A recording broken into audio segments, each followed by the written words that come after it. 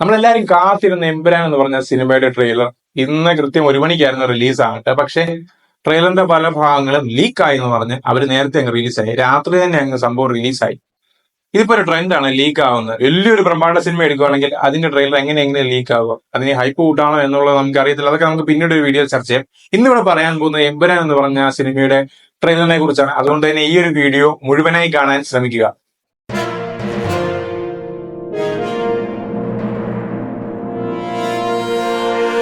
ഈ എമ്പുരാൻ എന്ന് പറഞ്ഞ സിനിമയുടെ ട്രെയിലറിലേക്ക് വരികയാണെങ്കിൽ നമുക്കറിയാം 3 ഭാഗങ്ങളായിട്ട് തിരിക്കാൻ പറ്റുന്നതാണ്. ഈസി ആയിട്ട് 3 ഭാഗങ്ങളായിട്ട് തിരിക്കാം. അതായത് കേരളത്തിൽ നടക്കുന്ന ഒരു സംഭവങ്ങൾ എന്ന് പറയാം.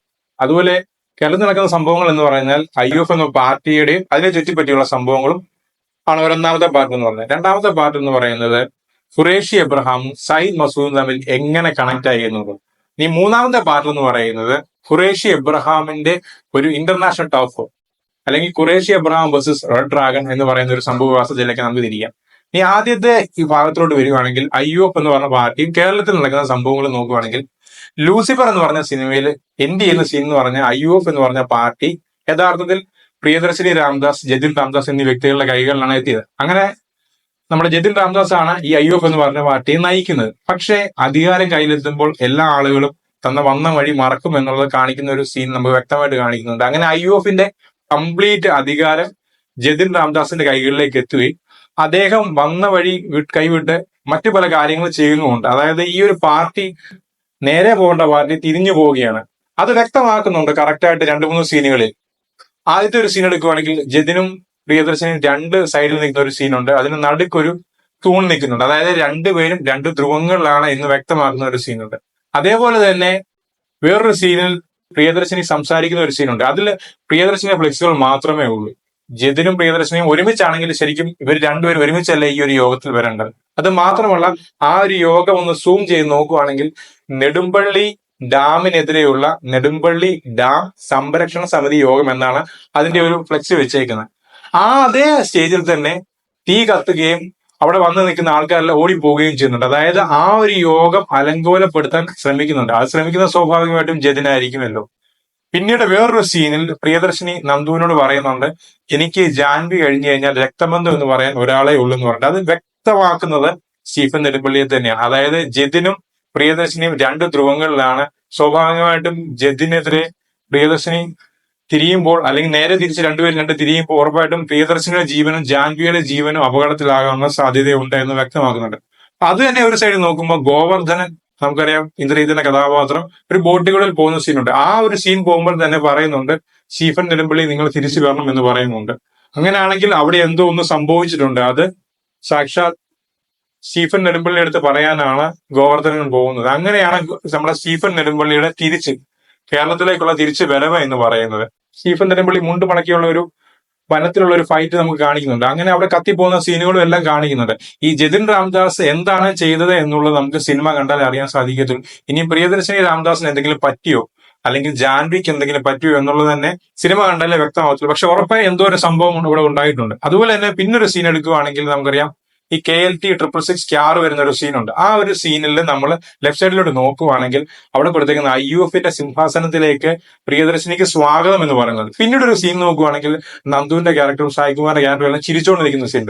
സോ അതൊരു പക്ഷേ ഈ ഒരു സിനിമയുടെ ക്ലൈമാക്സ് സീനാവുണ്ട്. അതായത് ജതിൻ രാംദാസിനെ വകവരുത്തിയോ അല്ലെങ്കിൽ ഒതുക്കിയോ എന്നുള്ളത് സിനിമ കണ്ടാൽ എന്തായാലും ആ ഒരു സീൻ കഴിഞ്ഞതിന് ശേഷമുള്ള പ്രിയദർശിനിയുടെ തിരിച്ചുവരവായിരിക്കും ഒരു പക്ഷേ. അതായത് IUFന്റെ യഥാർത്ഥ അധികാരം പ്രിയദർശന്റെ കൈകളിലേക്ക് എത്തുന്ന ഒരു സീനായിരിക്കാനുള്ള സാധ്യത. അതുകൊണ്ട് തന്നെ ഒരു ക്ലൈമാക്സ് സീനാനുള്ള സാധ്യതയും വളരെ കൂടുതലാണ്. ഇനി അതേ പോയിന്റിൽ തന്നെ നോക്കുകയാണെങ്കിൽ നമുക്കറിയാം സുരാജ് വെഞ്ഞാറമ്മൂടിന്റെ ഒരു കഥാപാത്രമുണ്ട്. വേറൊരു തീവ്ര വലതുപക്ഷമായ രീതിയിലുള്ള പാർട്ടിയാണ് അഖണ്ഡ ശക്തി മോർച്ച എന്ന് പറയുന്ന ഒരു പാർട്ടിയൊക്കെ കാണിക്കുന്നുണ്ട്. അതുപോലെ തന്നെ IUFന്റെ പാർട്ടിയുടെ കൂടിയും ഈ അഖണ്ഡ ശക്തി മോർച്ച എന്ന് പറഞ്ഞ പാർട്ടിയുടെ കൂടി ഒരുമിച്ചൊരു സമ്മേളനം കൂടെ കാണിക്കുന്നുണ്ട്. അതും സൂചിപ്പിക്കുന്നത് പ്രിയദർശിനിക്കെതിരെ ഈ ഒരു ജതിൻ രാംദാസ് ഈ വലതുപക്ഷ സംഘടനയോട് കൂട്ടുകൂടി ഈ ഒരു അധികാരം പിടിച്ചെടുക്കാനുള്ള രീതിയിലുള്ള സംഭവ വികാസങ്ങളും കാണിക്കുന്നുണ്ട്. ഉറപ്പായിട്ടും ഈ ജതിൻ രാംദാസിന്റെ ക്യാരക്ടർ പ്രിയദർശിനിക്കെതിരെ, അതുവഴി സ്റ്റീഫൻ നെടുമ്പള്ളിക്കെതിരെയും തിരിയുന്ന സംഭവങ്ങളുണ്ട്. അതുപോലെ തന്നെ ഒരു സീൻ നോക്കുവാണെങ്കിൽ ജതിന്റെ ക്യാരക്ടർ പറയുന്നുണ്ട്, നമുക്കറിയാത്തൊരു പാസ്റ്റ് സ്റ്റീഫൻ നെടുമ്പള്ളിക്കുണ്ട്. അതേ ടൈമിൽ തന്നെ ചോദിക്കുന്നുണ്ട്, വേറൊരു വ്യക്തി ചോദിക്കുന്നുണ്ട്, കേരളത്തിൽ പണ്ടങ്ങ് ഒരു MLA ആയിരുന്ന വ്യക്തിയെ സാർ എന്തിനാണ് ഇത്ര ഭയപ്പെടുന്നത്? അപ്പൊ ജിതിൻ തന്റെ അധികാരത്തിൽ എത്തിയപ്പോൾ ചെയ്ത പ്രശ്നങ്ങൾ ബോബിയെക്കാളും കൂടുതൽ വഷളായി പ്രശ്നങ്ങൾ ചെയ്തിട്ടുള്ളോ എന്നുള്ളത് ചോദ്യചിഹ്നം തന്നെയാണ്. അതുപോലെ തന്നെ നൈലാക്ഷിയുടെ ക്യാരക്ടർ നമുക്കറിയാം, നോക്കുന്ന ഒരു റിപ്പോർട്ട് കാണുമ്പോൾ ഞെട്ടുന്ന ഒരു സീനുണ്ട്, അതും ഒരുപക്ഷെ ഇതായിരിക്കും. എന്തായാലും ജതിൻ രാംദാസും സ്റ്റീഫൻ നെടുമ്പള്ളിയും തമ്മിലുള്ള ഒരു അംഗം അല്ലെങ്കിൽ ഇത് ഉറപ്പായും ഈ ഒരു സിനിമയിൽ കാണാൻ പറ്റുമെന്നാണ് തോന്നുന്നത്. അതുപോലെ തന്നെ രണ്ടാമത്തെ ഭാഗങ്ങളിലോട്ട് നോക്കുകയാണെങ്കിൽ ഗുജറാത്തിൽ ഈ ഒരു സിനിമ ഷൂട്ട് ചെയ്തിട്ടുണ്ട്. അപ്പം ഗുജറാത്തിലെ റയോട്സ് കാണിക്കുന്നുണ്ട്. ആ റയോട്സ് കാണിക്കുന്നതിൽ സയ്യിദ് മസൂദിന്റെ ചെറിയ കഥാപാത്രം എല്ലാം നഷ്ടപ്പെടുന്ന രീതിയിൽ അവരുടെ സീൻ നമുക്ക് കാണിക്കുന്നത്. ഒരുപാട് പേരെ കൊല്ലുന്ന സീൻസും രക്ഷപ്പെട്ട് തീ കത്തുന്ന സീൻ ഓടി പോകുന്നൊക്കെ ഉണ്ട്. അപ്പൊ അവിടുന്ന് സർവൈവ് ചെയ്യുന്നതോ അല്ലെങ്കിൽ ഖുറേഷി എബ്രഹാം സയ്യിദ് മസൂദിനെ രക്ഷിക്കുന്നതോ ഉള്ളതായിരിക്കും സയ്യിദ് മസൂദും ഖുറേഷി എബ്രഹാമും തമ്മിലുള്ള ബന്ധത്തിന്റെ കാര്യം എന്ന് പറയുന്നത്. പിന്നെ ഒരു സീൻ നമുക്കറിയാം, ട്രെയിലറിന്റെ അവസാനം എന്നൊരു സീനുണ്ട്. ഈ രണ്ട് കഥാപാത്രങ്ങളുടെ സയ്യിദും ഖുറേഷി എബ്രഹാമും ഒരുമിച്ച് വരുന്ന സീനുണ്ട്. അതൊരു പക്ഷേ റിവെഞ്ചിന് തന്നെ തിരിച്ചു വരുന്ന, അതായത് സയ്യിദ് മസൂദിനോട് ചെയ്ത അല്ലെങ്കിൽ സയ്യിദ് മസൂദിന്റെ കുടുംബത്തിനോട് ചെയ്തതിനുള്ള തിരിച്ചുള്ള പക വേണ്ട റിവെഞ്ച് ചെയ്യാൻ വേണ്ടി തിരിച്ചു വരുന്ന ഒരു സീക്വൻസ് ആയിരിക്കും കാണിക്കുന്നത്. അതായത് അഭിമന്യു സിംഗിന്റെ ഒരു വില്ലൻ കഥാപാത്രമുണ്ട്, അവർക്കെതിരെ പടപുരുന്ന ഒരു സീനായിരിക്കും. ഒരുപക്ഷെ അത് ആദ്യ സിനിമയിലെ തുറക്ക രംഗത്തിലായിരിക്കും ഈ ഒരു രംഗം കാണിക്കുന്നതെന്ന് ഉറപ്പാണ്. പിന്നീട് വരികയാണെങ്കിൽ ഖുറേഷി എബ്രഹാമിൻ ഇന്റർനാഷണൽ ടഫിലേക്ക് വരികയാണെങ്കിൽ ഖുറേഷി എബ്രഹാമും കബൂക്ക ഗ്യാങ്ങും തമ്മിലുള്ള വാർ ഉറപ്പായിട്ടും കാണിക്കുന്ന സീൻ നമുക്ക് ട്രെയിലറിൽ കാണാൻ പറ്റുന്നുണ്ട്. അതേപോലെ തന്നെ വേറൊരു സീനുണ്ട്, നമുക്കൊരു ഈ ഒരു രഹസ്യ യോഗം കാണിക്കുന്ന ഒരു സീനുണ്ട്. അത് ബ്രിട്ടന്റെ ഫ്ലാഗ് ആണ് കാണിക്കുന്നത്. സ്വാഭാവികമായിട്ടും അതിനുശേഷം ഒരു ലേഡി കഥാപാത്രവും ആ യോഗത്തിൽ വന്ന ഒരു വ്യക്തിയും വരുന്നുണ്ട്. അത് MI6 ആകാനുള്ള സാധ്യതയുണ്ട്. അങ്ങനെ ഈ MI6ഉം ഈ ഖുറേഷി ഗ്യാങ് തമ്മിലുള്ള ഒരു പോരിന്റെ ഒരു സീൻ കാണിക്കുന്നുണ്ട് ഈ ഒരു ട്രെയിലർ.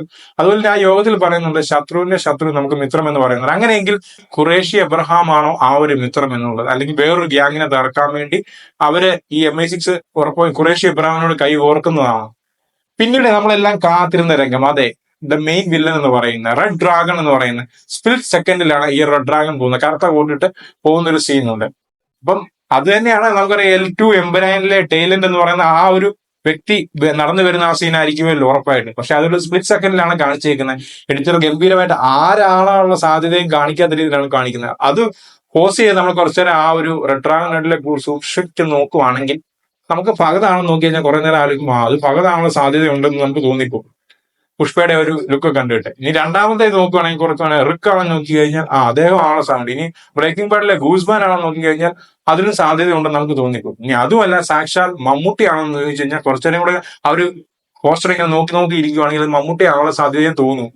ആരാണെന്ന് ഇതുവരെ ഒരു രീതിയിൽ പോലും വ്യക്തമാത്ത രീതിയിലാണ് ആ ഒരു ട്രെയിലർ കാണിച്ചേക്കുന്നത്. എന്തായാലും ഒരു കാര്യം ഉറപ്പാണ്, ഈ ഒരു 3 ഭാഗങ്ങളും വെച്ചുള്ള ഒരു കംപ്ലീറ്റ് റൈവലറി അതുപോലെ തന്നെ ഇമോഷണലി കണക്ട് ചെയ്യുന്ന ഒരു രീതിയിലാണ് ഈ ഒരു എമ്പുരാൻ എന്ന് പറഞ്ഞ സിനിമ പോകുന്നതെന്ന് ട്രെയിലറിൽ നിന്ന് വ്യക്തമാണ്. അപ്പം കാത്തിരിക്കുന്ന ഇതൊക്കെ തന്നെയാണ്. ഓൾറെഡി എല്ലാ വില്ലന്മാരെയും ഈ ഒരു എമ്പുരാൻ എന്ന് പറഞ്ഞ സിനിമയിലെ എല്ലാ വില്ലന്മാരെയും അല്ലെങ്കിൽ ഗ്രേഷായിട്ടുള്ള കഥാപാത്രങ്ങളെ ട്രെയിലറിൽ പ്രത്യേകം വ്യക്തമായിട്ട് തന്നെ കാണിച്ചു തന്നിട്ടുണ്ട്. ഇത്രയും ക്യാൻവാസിൽ വരുന്ന വലിയൊരു സിനിമ ഒന്നും എന്താ പറയുക CG ഒന്നുമല്ല, എല്ലാ യഥാർത്ഥ സംഭവങ്ങളും ഹെലികോപ്റ്റർ അടക്കമുള്ള എല്ലാ സാധനങ്ങളും യഥാർത്ഥമാണ് എന്ന് വ്യക്തമായിട്ട് കാണിച്ചു തന്നിട്ടുണ്ട്. ഇനിയും മാർച്ച് 27-ാം തീയതി നമുക്ക് തിയേറ്ററിൽ ചെല്ലുമ്പോൾ അറിയാം എന്തൊക്കെയാണ് സംഭവവാസങ്ങൾ ഈ ഒരു സിനിമയിൽ നടക്കുന്നത്, അല്ലെങ്കിൽ ടൈലന്റിൽ എന്തൊക്കെ സീനാണ്, ആരാണ് അപ്രതീക്ഷിതമായി വരാൻ പോകുന്ന ആ ഒരു സൂപ്പർ സ്റ്റാർ, അല്ലെങ്കിൽ ഖുറേഷി എബ്രഹാമിന്റെ ഏത് ലെവലിലുള്ളതാണ് ഈ ഒരു എമ്പുരാനിൽ കാണിച്ചിരിക്കുന്നത്, സ്റ്റീഫൻ നെടുമ്പള്ളി എങ്ങനെയാണ്, IOFന്റെ സംഭവങ്ങളെ എല്ലാം പുതിയ വരുന്ന കഥാപാത്രങ്ങളെ എല്ലാം കൂടെ ഗംഭീരമായ രീതിയിൽ ക്യാൻവാസ് ചെയ്ത് എമ്പുരാനിൽ നമുക്ക് കാണാൻ സാധിക്കും. എന്തായാലും മെഗാ വിജയമാകട്ടെ എമ്പുരാൻ എന്ന് പറഞ്ഞ സിനിമ ആശംസിക്കുന്നു. അതുപോലെ ഈ ഒരു വീഡിയോ കണ്ടതിന് ശേഷം നിങ്ങൾക്ക് ഈ ട്രെയിലർ കണ്ടപ്പോൾ തോന്നിയ അഭിപ്രായങ്ങൾ കമന്റ് ചെയ്യാൻ മറക്കല്ല. അതുപോലെ ഈ ഒരു വീഡിയോ ഇഷ്ടപ്പെട്ടെങ്കിൽ നമ്മുടെ ചാനൽ സബ്സ്ക്രൈബ് ചെയ്യുക, ലൈക്ക് ചെയ്യുക, ഷെയർ ചെയ്യുക.